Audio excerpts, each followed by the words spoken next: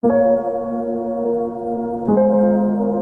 mabuting balita ngayon, ang mga Pariseo at ang mga Skriba ay nagtataka kung bakit hindi nag-aayuno ang mga alagad na Jesus. Ito ay dahil inihalin tulad ni Jesus ang kanyang sarili sa isang lalaking ikakasal. Kapag wala nang ikinasal, tsaka pa lang sila mag-aayuno. Ang presensya ni Jesus ay dahilan ng pagdiriwang at hindi ng pag-aayuno. Sa isang libro ni Bishop Socrates Villegas, tinanong niya, "How does the Lord come to us so that we will know when to fast?"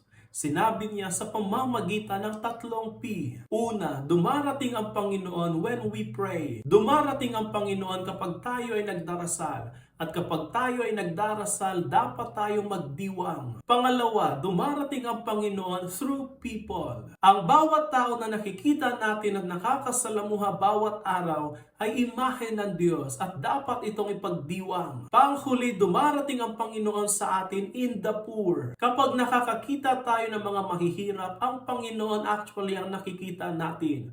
Gaya ng sinabi niya, hamak na ginawa ninyo ang mga ito sa mga pinakahamak kong mga kapatid, sa akin ninyo ito ginawa. Kaya marapat lang na ito ay ipagdiwang. Nawa lagi nating kasama ang Panginoon upang lagi natin siyang ipagdiwang sa lahat ng pagkakataon kasama ang bawat tao.